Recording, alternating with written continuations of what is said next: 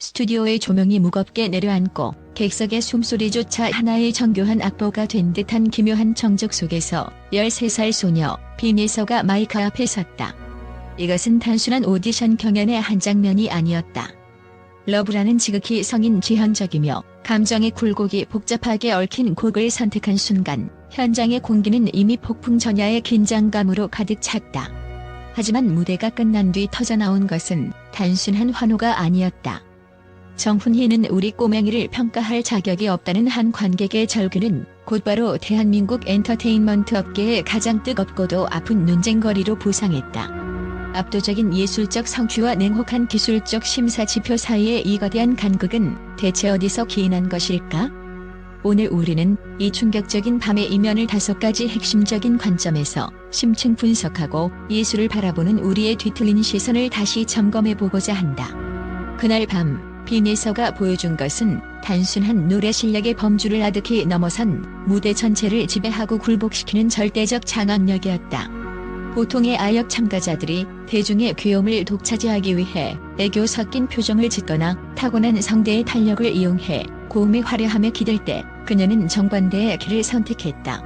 오히려 감정을 덜어내고 소리를 안으로 짓누르며 청중의 숨통을 조이는 침묵의 미학을 구사한 것이다.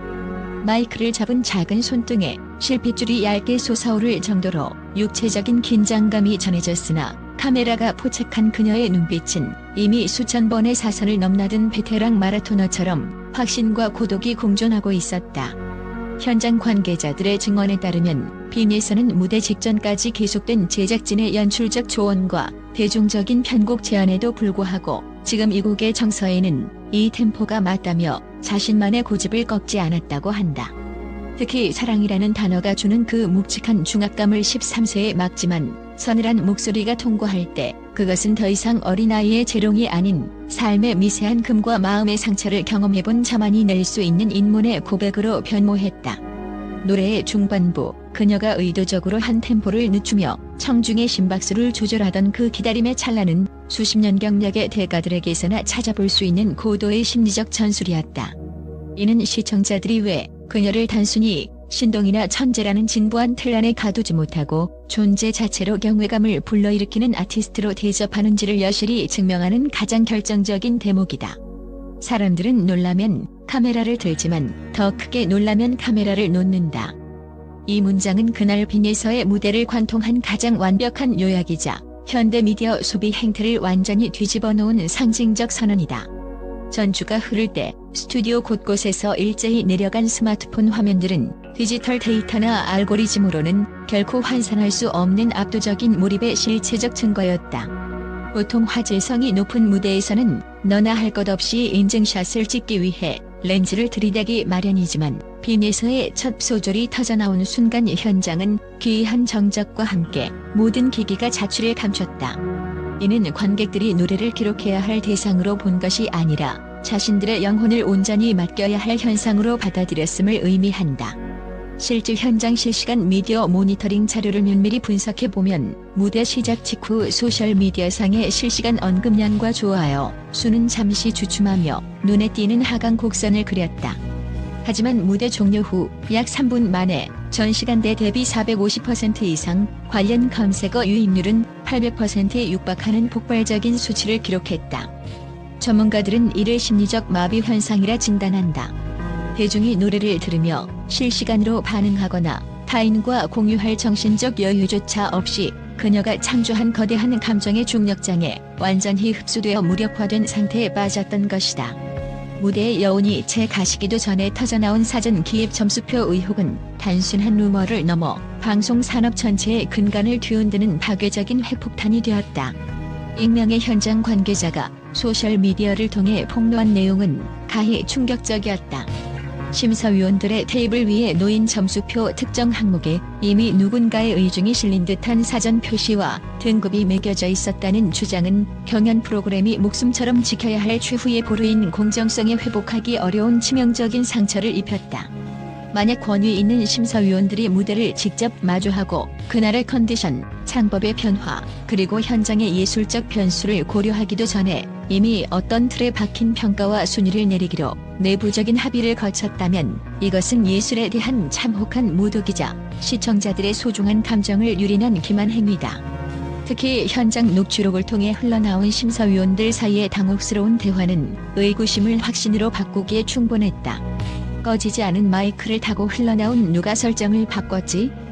우리가 전달받은 가이드라인과 톤이 전혀 다르다는 식의 은밀한 대화들은 리허설과 본 무대 사이에서 빈예서가 보여준 돌발적인 예술적 선택과 독자적인 해석을 심사위원들이 사전에 통제하거나 예측하지 못했음을 방증한다.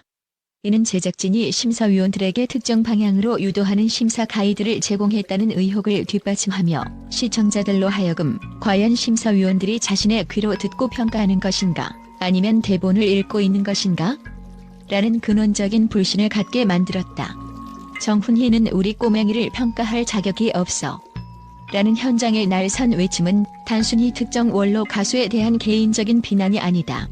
이것은 수십 년간 기성세대가 구축해놓은 정석이라는 이름에 보이지 않는 폭력과 낡은 평가 잣대를 무비판적으로 강요하는 권위주의 시스템에 대한 대중의 거대한 심판이자 저항이다. 심사위원들이 발성의 안정성이나 호흡의 절제를 교과서적인 문법으로 읊조리며 점수를 깎을 때 대중은 그들이 정작 무대의 본질인 진실성과 정서적 전달력을 전혀 읽어내지 못하고 있다는 사실에 깊은 환멸을 느꼈다. 전문가들은 이번 논란을 음악적 패러다임의 충돌로 규정한다. 과거의 거장들이 발성, 음정, 박자라는 물리적 완결성에 집착했다면 현대의 대중은 아티스트가 전하는 이야기와 공감의 깊이에 더 큰 가치를 둔다. 빈예서의 노래에는 13살이라는 물리적 나이가 주는 선입견을 박살내는 처절한 생명력이 있었다. 그녀의 깊고 어두운 눈빛 속에 서려있는 인생의 고통과 지유의 서사를 발견하지 못한 심사위원단의 신미한 부재는 오늘날 한국 엔터테인먼트 심사 시스템이 얼마나 현장 대중의 보편적 정서와 동떨어져 있는지를 적나라하게 보여준다. 특히 특정 심사위원이 기술적으로는 안정적이지만 감정이 과했다고 평한 대목은 대중의 분노를 자극했다. 노래에서 감정을 빼면 무엇이 남는가? 예술을 선형적인 숫자로 재단하려 할 때 한천지의 영혼은 상처 입고 대중은 그 권위를 조롱하게 된다. 이러한 현상은 비단 한 명의 심사위원의 문제가 아니라 한국 오디션 프로그램 전반에 깔린 사제관계식 심사 구조의 한계를 드러낸다. 심사위원이 가르치고 참가자가 순응해야 하는 구조 속에서 빈예서 같은 파격적인 천재는 오히려 규격을 벗어난 불량품 취급을 받기 쉽다. 하지만 대중은 이제 더 이상 가르치는 음악을 원하지 않는다. 그들은 함께 울어주는 음악을 원한다. 이번 사건은 예술을 평가하는 기준이 과거의 화려한 업적이나 전통이라는 이름의 성벽 안에 머물러 있는 것이 아니라 지금 이 순간 대중과 얼마나 깊이 있게 교감하고 소통하느냐에 달려있음을 강력하게 시사하고 있다. 결과적으로 이번 논란은 권위주의에 기반한 기존 심사위원단에 대한 강력한 불신임 투표이자 대중의 감수성을 대변할 수 있는 새로운 세대의 전문가 혹은 비전문가적 감성을 지닌 새로운 평가 시스템으로의 교체가 시급함을 알리는 신호탄이 되었다. 경연이 모두 끝난 후 빈예서가 대기실 구석에서 조용히 풀린 신발끈을 다시 묶으며 던진 사람들이 제 노래를 못 들었다고 말하는 게 가장 무서워요라는 말은 이 시대 가장 서글프면서도 위험 있는 예술적 선언으로 역사에 기록될 것이다.